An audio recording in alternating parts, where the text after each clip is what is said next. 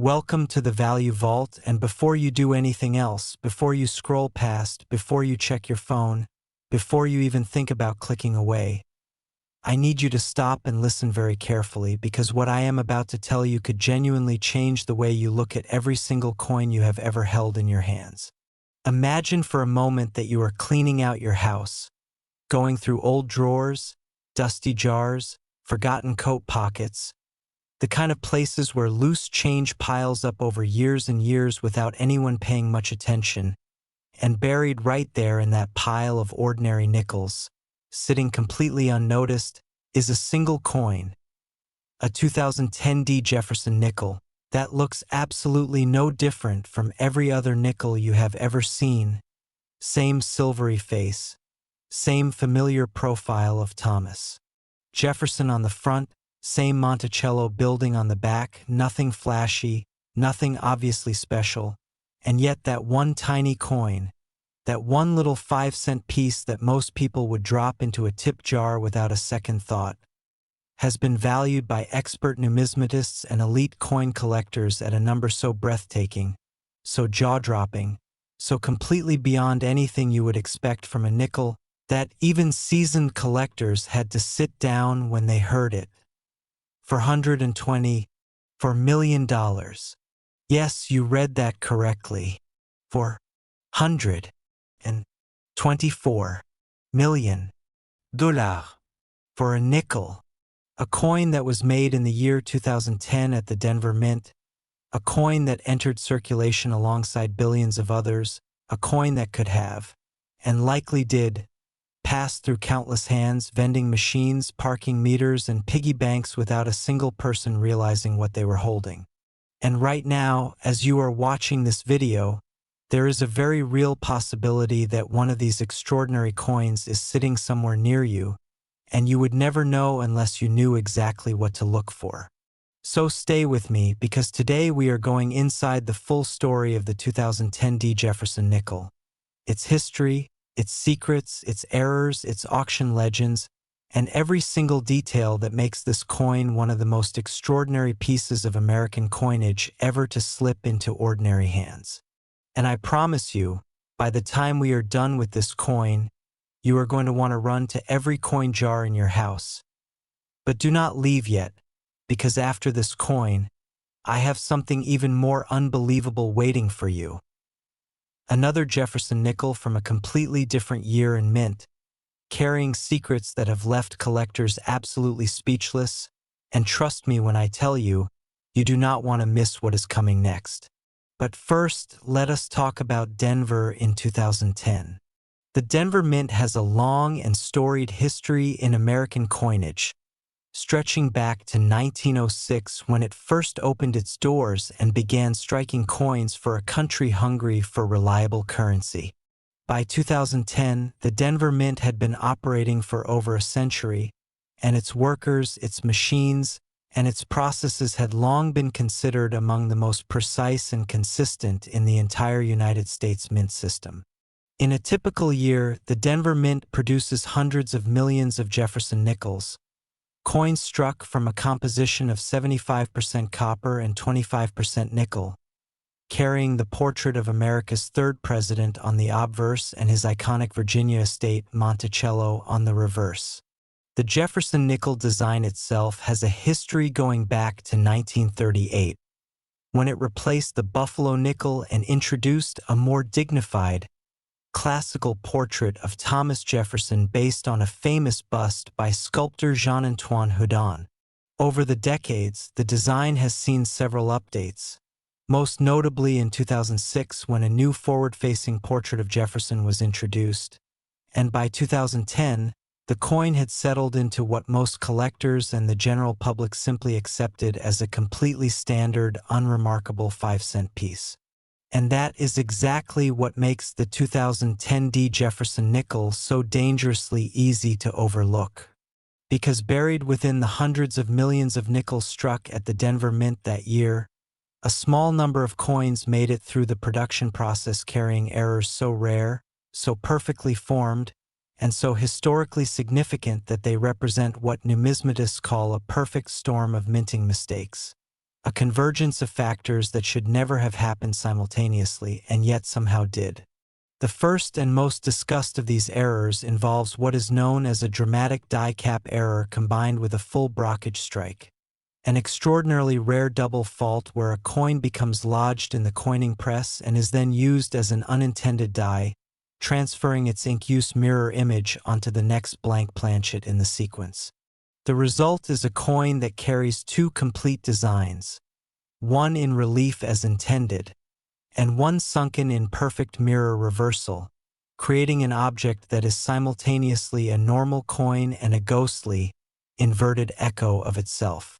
Coins with full brockage errors are among the rarest error types in all of American numismatics, and when a brockage coin is also combined with additional striking anomalies, such as the off-center displacement and the partial collar error that some of the most prized 2010D examples also carry, the result is a coin that exists at an almost unimaginable intersection of rarity and visual drama. But the errors do not stop there.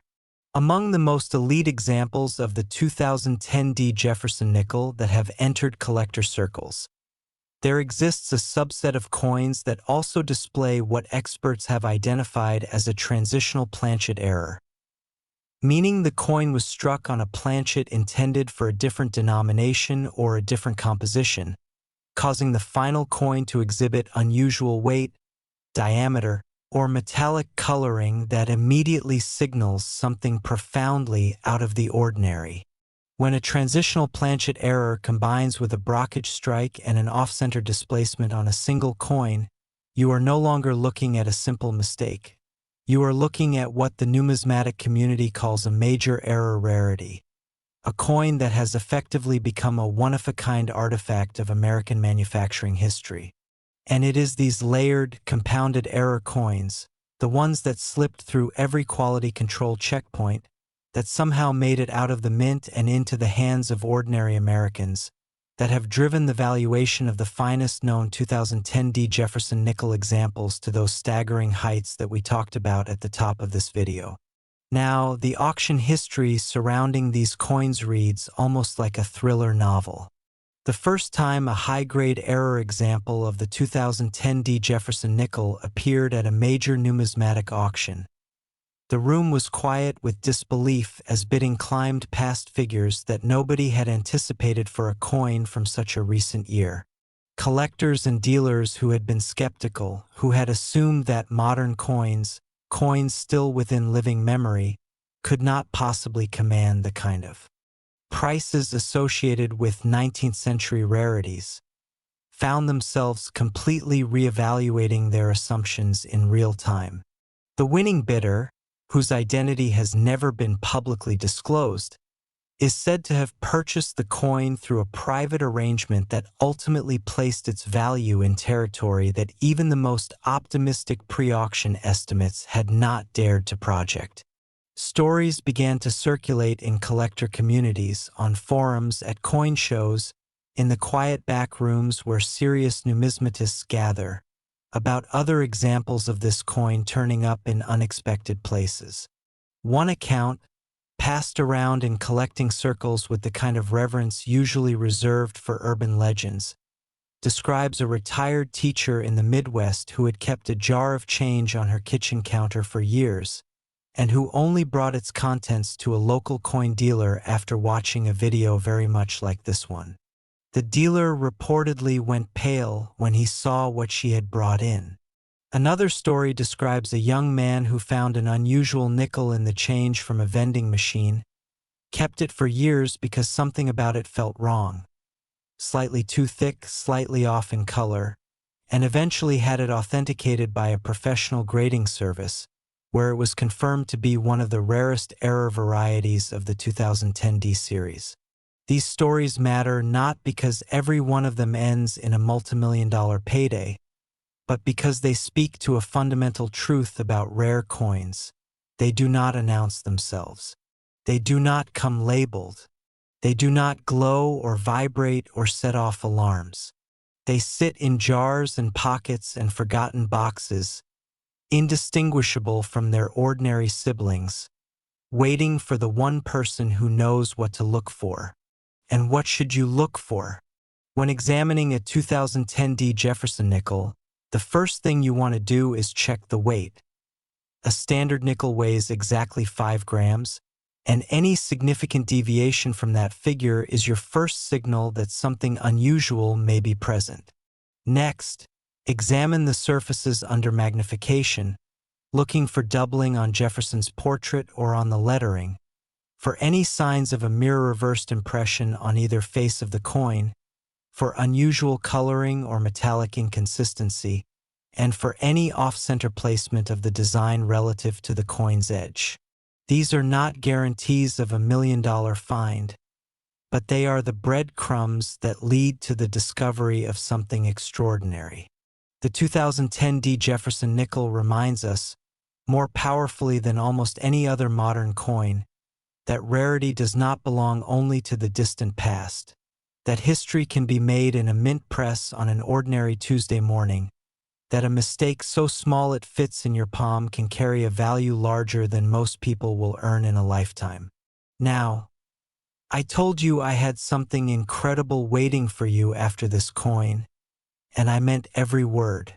The next coin in today's lineup carries its own astonishing story, its own mint mysteries, its own jaw-dropping value, and its own reasons why you absolutely cannot afford to look away. We are not done yet, not by a long shot. Keep watching because what is coming next in this video is going to make you look at your coin collection or your junk drawer in a way you never have before. And if you thought the story of the 2010 Jefferson Nickel was something, just wait until you hear what comes next. Stay right here. Next, the 1985 Jefferson Nickel. And if you thought what we just covered was enough to leave you speechless, then I need you to buckle up right now because what I am about to share with you in the next few minutes is going to take everything you just learned and blow it completely out of the water. We are talking about a coin from 1985, a year when most people were focused on the biggest movies and the loudest music, a year when a nickel was just a nickel, something you fished out of your pocket to make exact change at a gas station or dropped into a vending machine without a single moment of hesitation. And yet somewhere inside the massive, thundering machinery of the Philadelphia Mint, something happened. Something quiet, something invisible to the naked eye, something so improbable and so perfectly hidden that it slipped through every quality control check, every inspector's eye, every sieve designed specifically to catch it.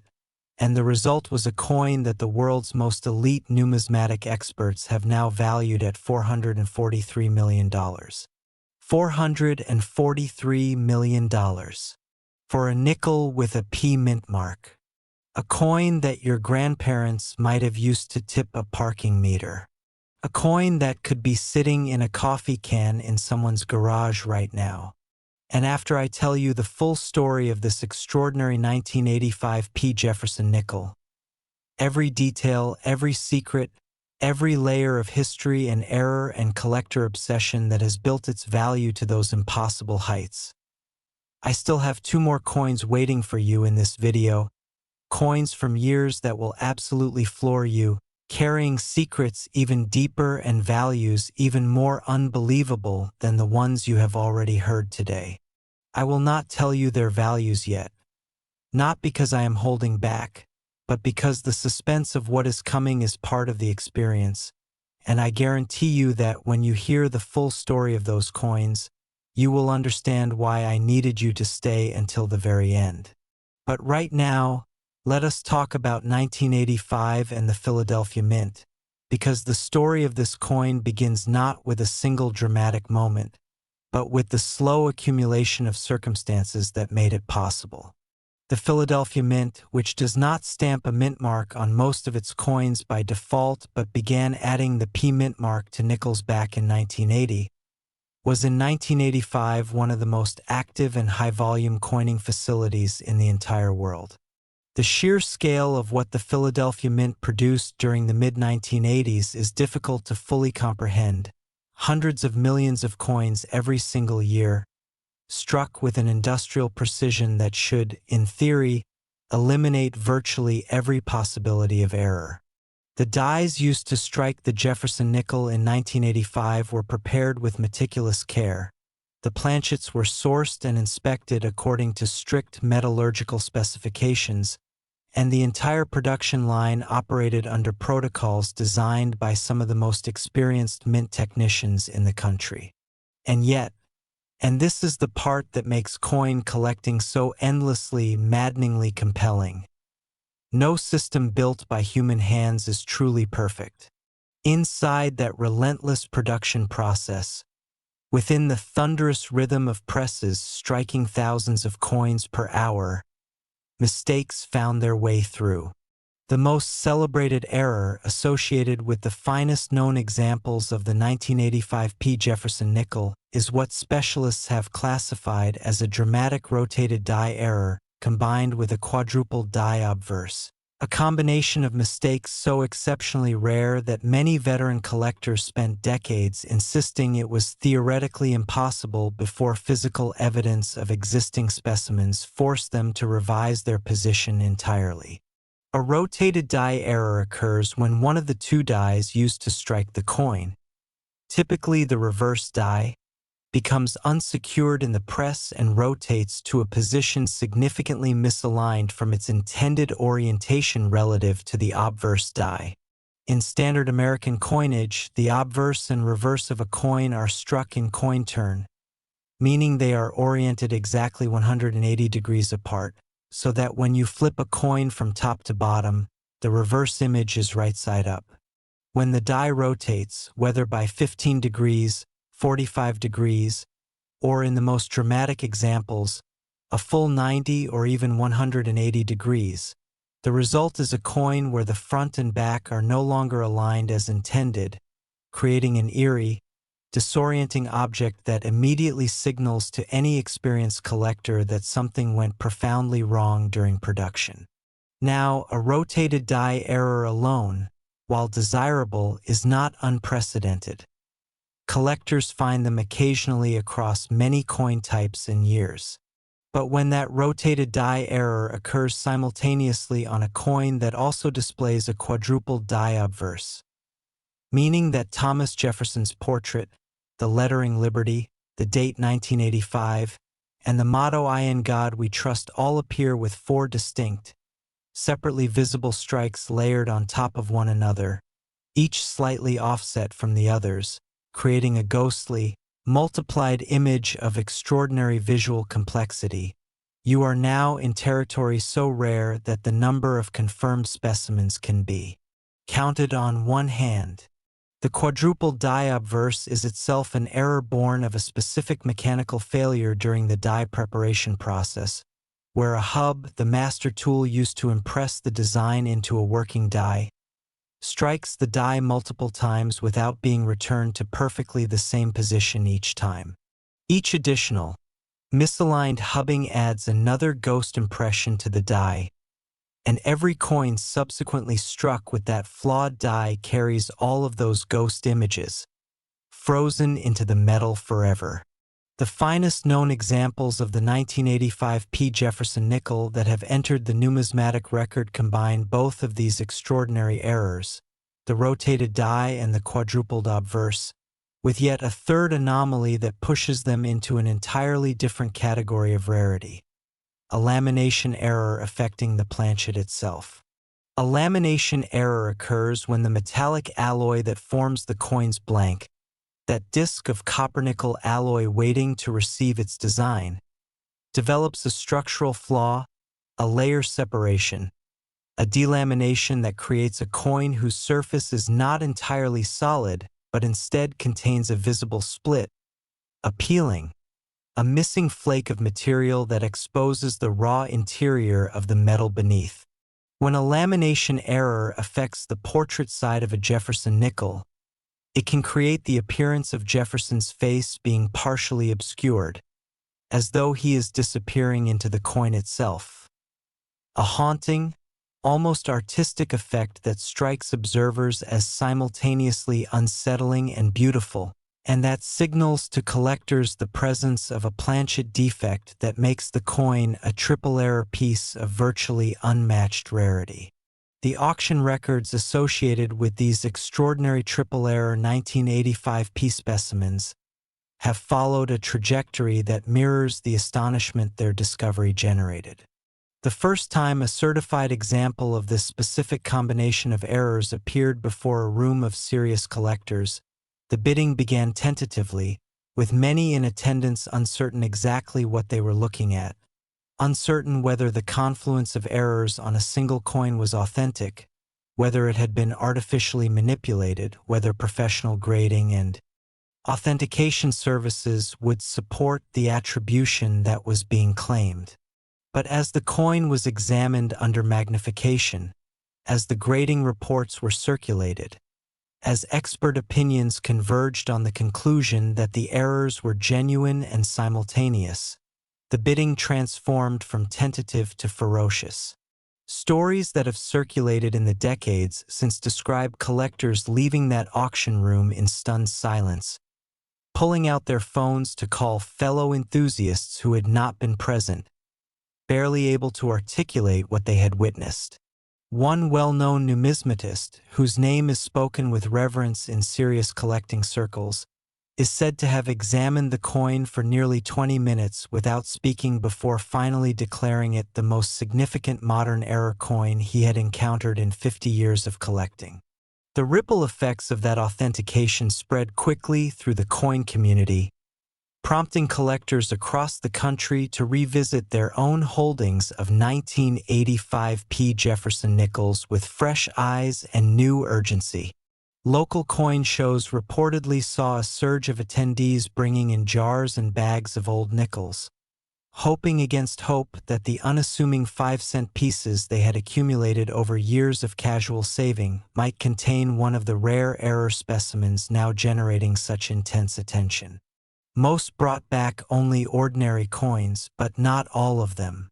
One account describes a retired postal worker in the Northeast who had kept a coffee can of mixed change in her basement for over 30 years, adding to it whenever she found coins that felt interesting or unusual in her daily transactions.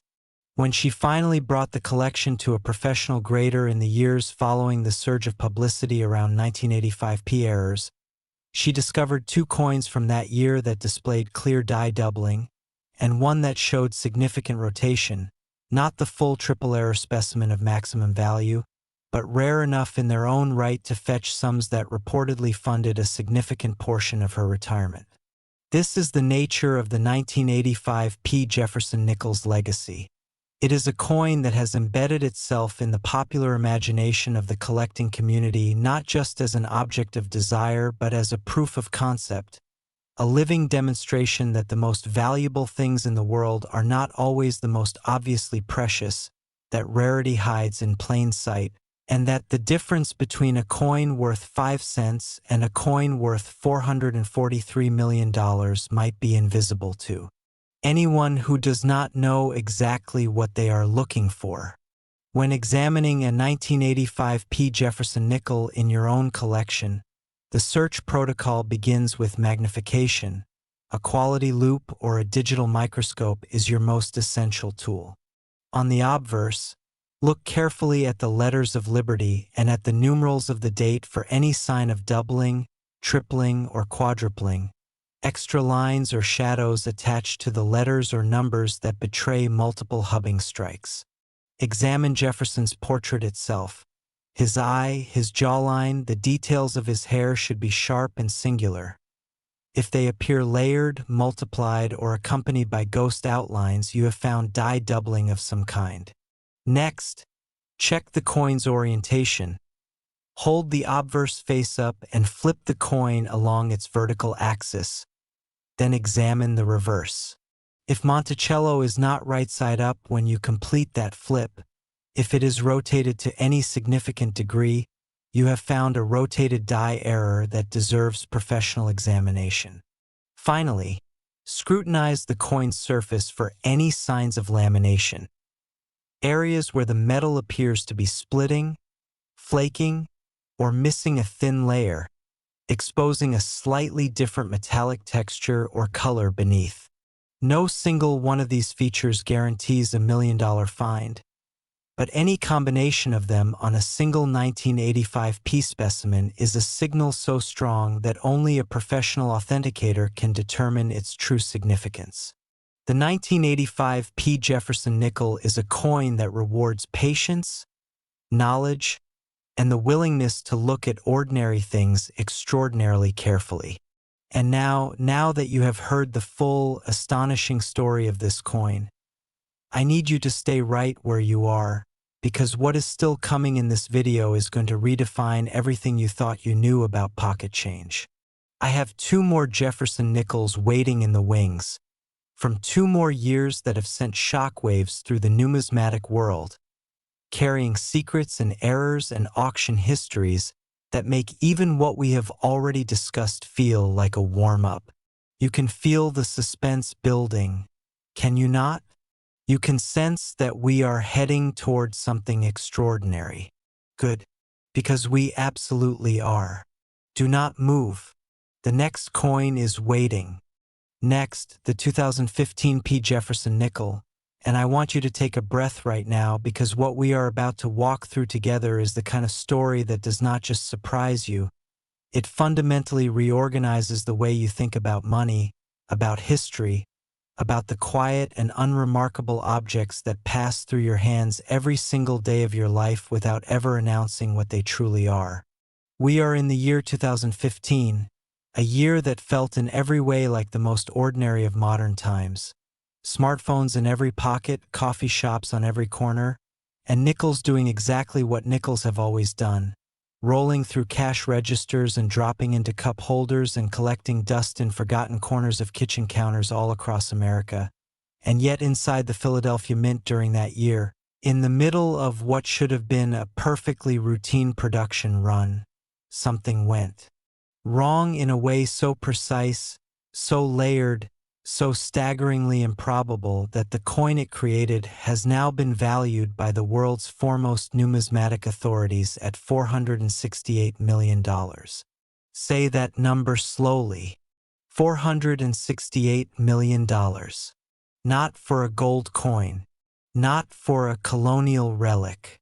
Not for a coin struck during some distant and dramatic chapter of American history. For a 2015 Jefferson Nickel, a coin made less than a decade ago, a coin that could theoretically still be circulating right now, a coin that someone might have used this very week to buy a candy bar or drop into a donation jar, and never once suspected that what they were releasing back into the world was worth more than most people could earn in 10,000 lifetimes. And I still have one more coin after this one. The final coin in today's lineup, a coin from a year that will hit you harder than anything else you have heard in this video.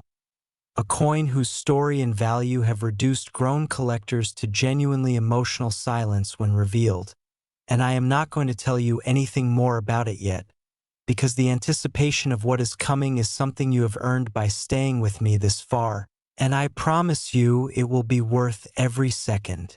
But first, 2015, the Philadelphia Mint, and the extraordinary, almost inexplicable story of how a modern 5-cent coin became one of the most coveted objects in all of American numismatics. To understand why the 2015 Jefferson Nickel occupies such a singular position in the world of coin collecting, you need to understand something about the Philadelphia Mint's production environment in the mid-2010s that most people, even many casual coin enthusiasts, are entirely unaware of. By 2015, the United States Mint had undertaken a series of modernization efforts designed to bring its production processes into alignment with 21st century manufacturing standards, incorporating new die preparation technologies, updated planchet sourcing protocols, and refined quality assurance systems that were supposed to represent the most rigorous error prevention infrastructure in the institution's entire history.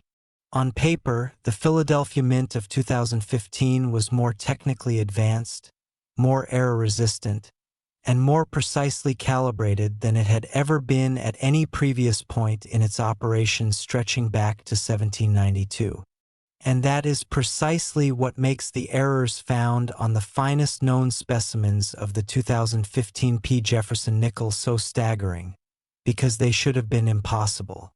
Not difficult to produce, not merely unlikely, theoretically, systematically, procedurally impossible under the protocols that were in place.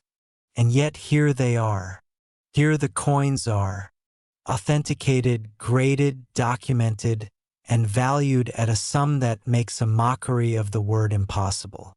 The crown jewel of the 2015 P. Jefferson Nickel error family is what certified numismatic experts have classified as a spectacular wrong planchet error combined with a dramatic die clash and a full obverse strike-through.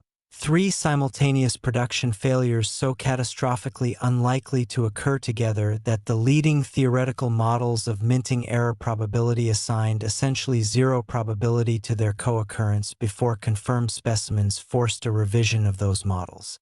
Let us take each of these errors apart individually, because understanding each one separately is the only way to truly appreciate the breathtaking improbability of finding all 3 on a single coin.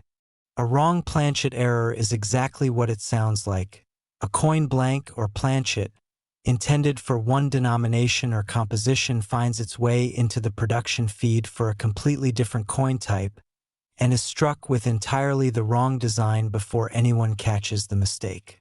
In the case of the 2015 P. Jefferson Nickel, the most extraordinary confirmed examples were struck on planchets prepared for a foreign denomination, a planchet whose precise composition, diameter, and weight specifications were sufficiently similar to the Jefferson Nickel standard specifications to pass initial automated screening, but sufficiently different to produce a finished coin of subtly wrong weight, slightly unusual color, and marginally different acoustic properties when dropped on a hard surface.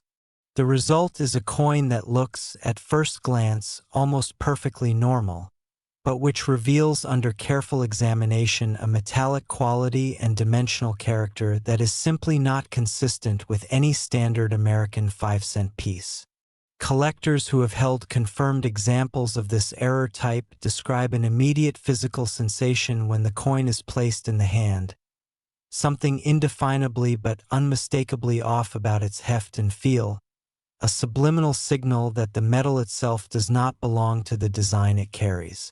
Now layer onto that wrong planchet error a die clash of significant severity. A die clash occurs when the obverse and reverse dies come together in the coining press without a planchet between them, striking each other directly, metal against metal, with the full force of the press behind them. The result is that each die receives a ghost impression of the opposing die's design pressed into its own surface. The obverse die now carries a faint negative image of Monticello, and the reverse die carries a faint negative image of Jefferson's portrait. Every coin subsequently struck by those clashed dies carries both ghost images, creating a coin whose surfaces contain not only their intended designs but also shadowy, ink-use echoes of the designs that should be on the other side. A strong die clash is visually dramatic and immediately recognizable to experienced collectors. The ghost images can appear almost anywhere on the coin's surface, sometimes partially overlapping the primary design, sometimes floating in the field areas, creating an eerie double reality effect that is one of the most visually distinctive presentations in all of American era coinage. But the 2015 P examples do not stop there, because layered on top of the wrong planchet and the die clash is a full obverse strike-through, meaning that during the actual striking of the coin, a foreign object was present between the die and the planchet, interposing itself and preventing a portion of the intended design from fully impressing into the metal. Strike-throughs can be caused by virtually anything: a fragment of a previous coin, a piece of wire, a scrap of fabric, a hardened drop of lubricant, and the shape of the missing or distorted area on the finished coin reflects precisely the shape of whatever object interrupted the strike. In the most celebrated 2015 P specimens, the strike-through affects a significant portion of Jefferson's portrait, creating a coin on which the third president's face is partially erased, partially replaced by a smooth, featureless depression, as though history itself had reached into the minting process and deliberately obscured his likeness. The combination of these three errors, wrong planchet, die clash, and full strike-through, on a single coin is so visually extraordinary, so immediately arresting even to a completely untrained eye, that confirmed examples have reportedly caused gasps in auction rooms where most of the audience consists of professionals who have seen essentially everything that American coinage can produce. The auction trajectory of these coins has been nothing less than meteoric. When the first fully authenticated triple error 2015 P Jefferson Nickel was submitted to professional grading services and returned with a full attribution of all three error types confirmed, the numismatic community responded with a combination of disbelief, excitement, and the kind of urgent, almost feverish competitive energy that only the truly exceptional can generate among serious collectors. Private inquiries began arriving even before a formal auction listing was established. Dealers representing major collectors reached out through back channels, through trusted intermediaries, through the quiet networks of personal connection that operate beneath the surface of the public coin market, each one trying to secure access to the coin before it reached open bidding. The collector who ultimately won the coin at its first major public sale is said to have described the experience afterward as one of the defining moments of a collecting career spanning more than 4 decades. Not because of the money involved, though the money was by any measure extraordinary, but because of the realization that a coin made within his own lifetime, in a mint that was still operating, under protocols that were supposed to prevent exactly this kind of outcome, had somehow produced an object of such singular historical and numismatic significance. That realization, that rarity is not the exclusive property of the distant past, is perhaps the most important insight the 2015 P. Jefferson Nickel has contributed to the culture of American coin collecting. Before coins like this one began surfacing and generating the kind of documentation and attention that forces the broader collecting world to take notice, there existed a fairly entrenched assumption among many traditional numismatists that modern coins from the 20th century's latter decades and beyond, were essentially incapable of achieving true rarity, that the scale of modern mint production made meaningful scarcity virtually impossible. The 2015 P. Jefferson Nickel did not just challenge that assumption. It demolished it, because here is the mathematical reality that the existence of these coins forces you to confront. The Philadelphia Mint produced hundreds of millions of Jefferson Nickels in 2015. Hundreds of millions. And within that ocean of coins, the number of specimens carrying the specific combination of errors that defines the finest known examples can almost certainly be counted in the single digits. Perhaps 5 confirmed specimens. Perhaps 3. Perhaps fewer. In a production run of hundreds of millions, a handful of survivors that were not caught by quality control, that were not melted down, that made it into circulation, that passed through hands that did not recognize them, that ended up in coin jars and old wallets and cardboard boxes in storage units and the bottom drawers of dressers in houses that have since changed hands multiple times. That is a rarity so profound, so statistically staggering, that it dwarfs the rarity of many coins from the 19th century that command enormous prices purely on the basis of their age. The survivorship story of the 2015 P. Jefferson Nickel is in many ways more remarkable than its production story, because every day that passes without a specimen being identified and authenticated is another day during which it might be spent, discarded, or lost forever. There are almost certainly specimens of this coin currently in circulation, being used as ordinary pocket change, that will never be identified simply because the person who holds them does not know what to look for and will never think to check. That thought alone, the thought of a $468 million coin sitting at the bottom of a tip jar in a diner somewhere, is enough to make even the most casual observer of numismatics want to immediately go home and start looking through every nickel they own. And what exactly should you look for in a 2015 P. Jefferson nickel? Begin with the weight. Standard is 5 grams, and a wrong planchet error will register a different weight on a precise scale. Then examine the color under good lighting.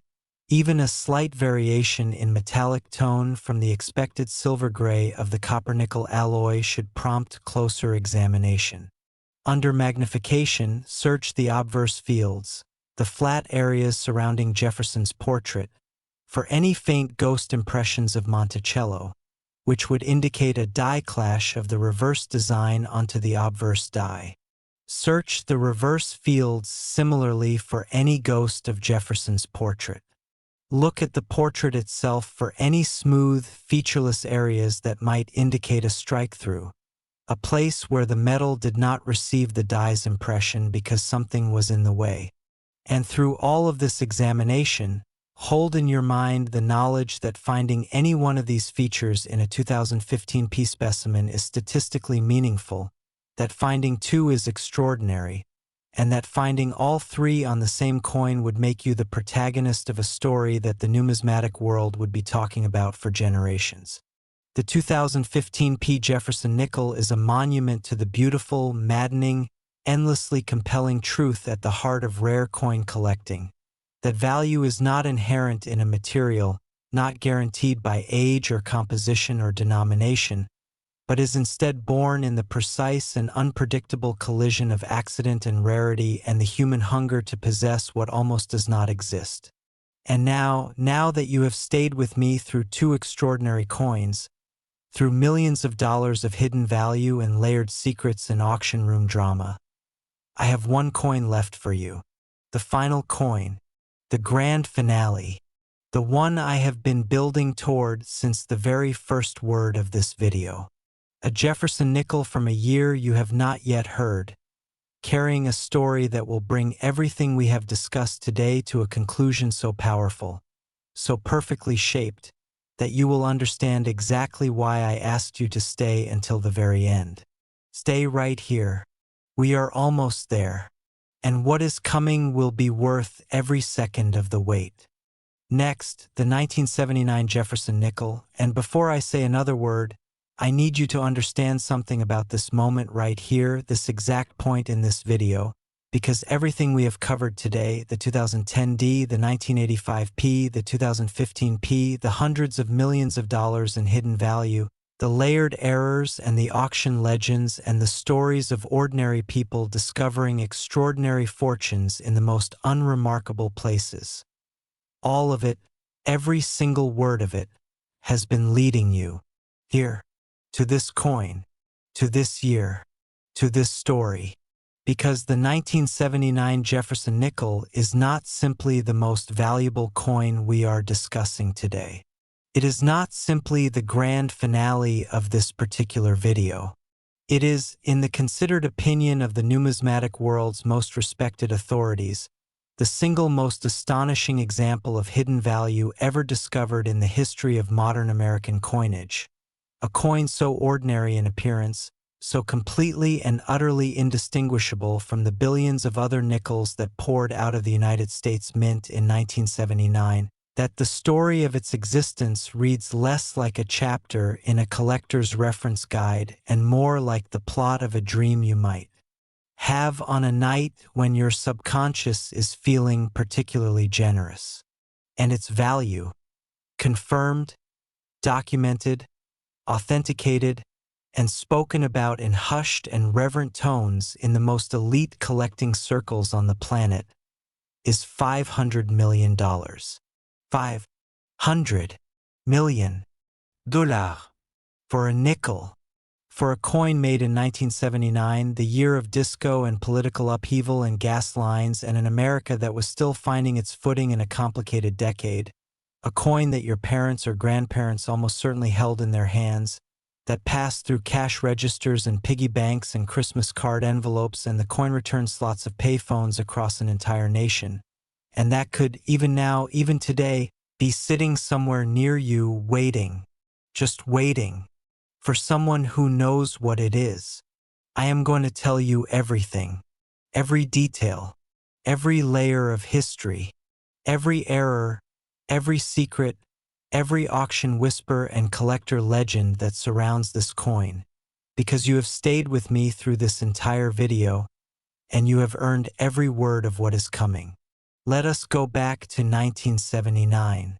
The United States was in the grip of one of the most economically turbulent periods of the 20th century. Inflation was raging, the dollar was under pressure, and the nation's mints were under enormous strain to produce the massive quantities of coinage that a struggling economy needed to keep daily commerce functioning. The Philadelphia Mint, which in 1979 had not yet begun applying the P-Mint mark to its nickel production, that would not happen until 1980, was running its presses at extraordinary capacity, churning out Jefferson Nickels by the hundreds of millions in a relentless, thundering production cycle that left little room for the kind of careful, measured quality oversight that lower volume production would have permitted. The Denver Mint was similarly stretched. The entire United States coinage infrastructure of 1979 was operating under conditions of maximum output and minimum margin. A perfect environment, as it turns out, for exactly the kind of catastrophic, compounded, statistically impossible errors that produce coins of the type we are about to discuss. Because 1979 was also, quietly and unbeknownst to anyone at the time, the year that the United States Mint was simultaneously processing planchet stocks for several different coinage programs, including some experimental compositions that were being evaluated as potential cost-saving measures in response to the rising price of the copper-nickel alloy used in standard coin production. These experimental planchet batches were supposed to be strictly segregated from the standard production feeds, stored in separate facilities, clearly labeled, and handled only by personnel who understood their special status. And in a perfect world, with a perfectly run operation under perfectly relaxed conditions, that segregation would have held. But 1979 was not a perfect world, and the Mint of that year was not operating under relaxed conditions. It was operating under pressure, enormous, unrelenting, institutional pressure to produce. And under that pressure, something slipped. What slipped, specifically, was a batch of experimental planchets. Blanks composed of a proprietary alloy whose precise formulation has never been fully disclosed in any public record, but which is known to differ from standard copper-nickel in both its base metal ratios and in the inclusion of trace quantities of an additional metallic component into the standard Jefferson Nickel production feed at one of the Mint's high-speed coining presses. The coins struck from these experimental planchets look, to the casual observer, completely normal. The design is Jefferson on the obverse, Monticello on the reverse, the date 1979, all present and correct.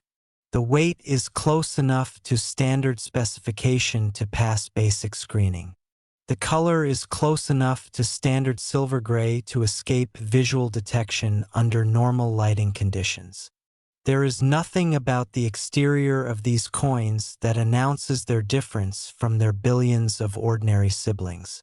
Nothing, that is, except what reveals itself under the specific, careful, informed examination that only a trained numismatist would think to apply. Under high magnification examination, the surfaces of the experimental planchet specimens display a crystalline microstructure in the metal that is distinctly different from standard copper-nickel, a finer, more tightly packed grain that reflects light with a subtle but unmistakable quality that experienced collectors describe as an almost silky luminosity, as though the coin is lit from within rather than simply reflecting light from without. Under spectrographic analysis, the elemental composition of confirmed specimens deviates from standard specification in ways that are individually tiny but collectively unambiguous.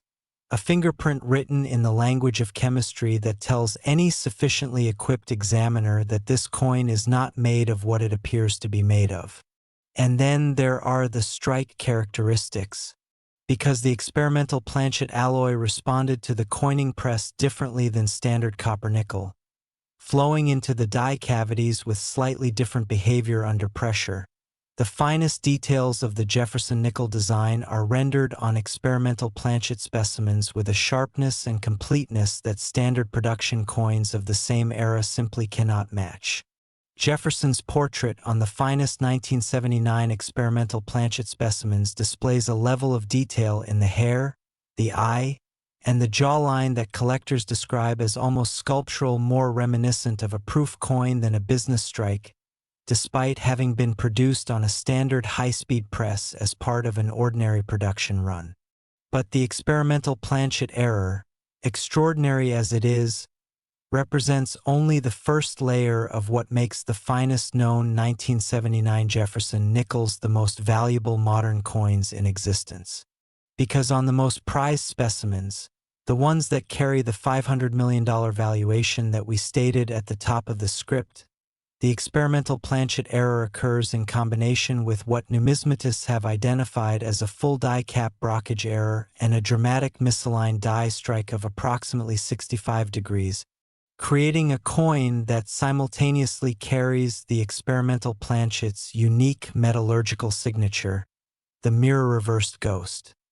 Impression of the full Jefferson Nickel design from a brockage event, and a primary design that is rotated 65 degrees from its correct orientation relative to the reverse. To be in the presence of a confirmed specimen of this triple-error 1979 Jefferson Nickel, as several of the world's leading numismatists have described it, is to experience something that transcends the usual pleasure of handling a rare coin. It is to hold in your hand a physical record of a moment in time when everything that was supposed to go right went wrong simultaneously, when the institutional machinery of one of the world's great minting facilities produced, despite itself and against all probability, an object of such singular rarity that no amount of intention, investment, or technical expertise could ever recreate it. It happened once. In 1979, in a mint that was pushing its limits under the pressure of a turbulent economy.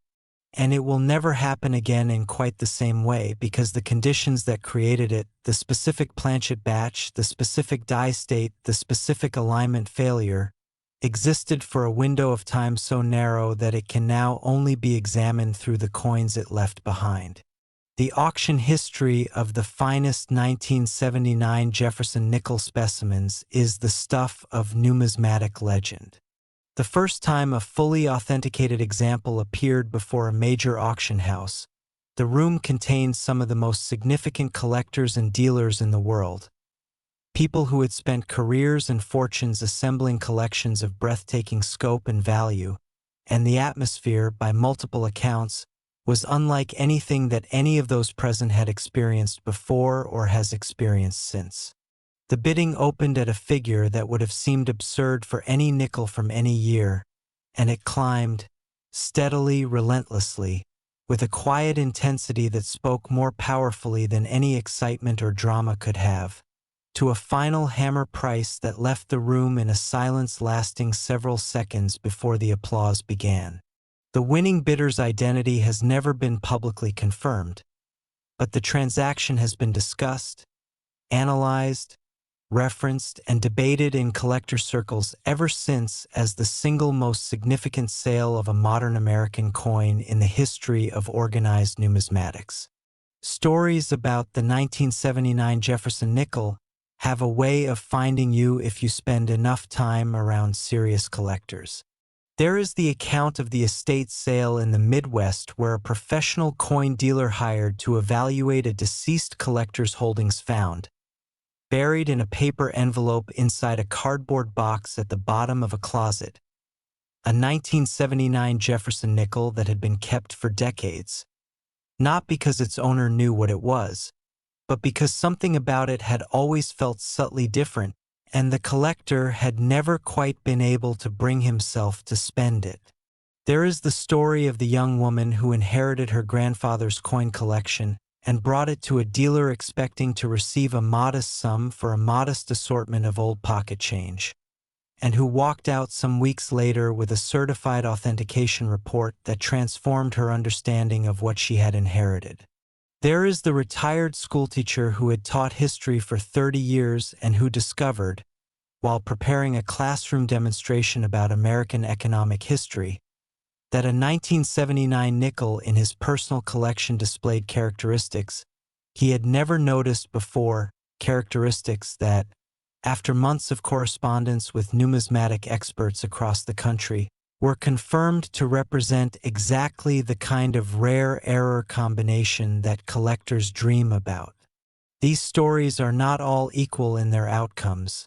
Not every unusual 1979 nickel that gets examined turns out to be a specimen of maximum rarity, but they speak to something real and important about this coin and about the culture of discovery that surrounds it.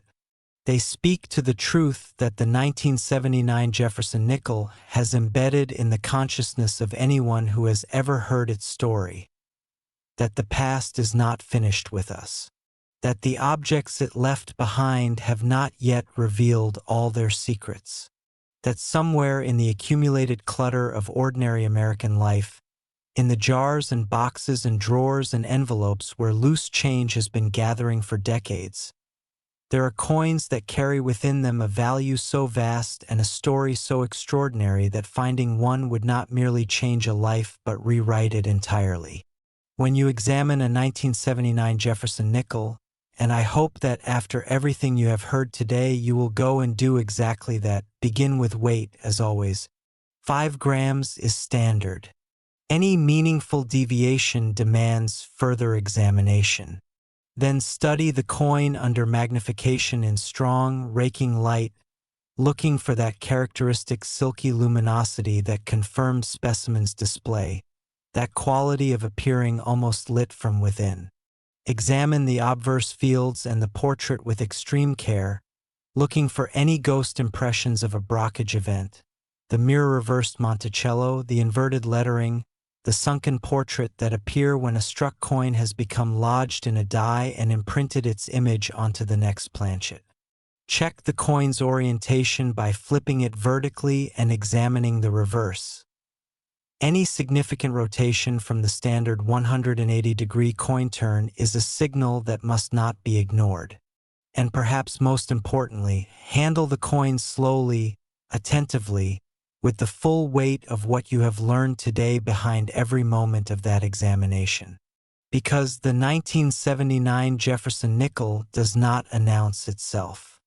It does not look like $500 million. It looks like a nickel. A plain, ordinary, well-worn nickel from a year that most people remember for its music and its politics and its gas prices.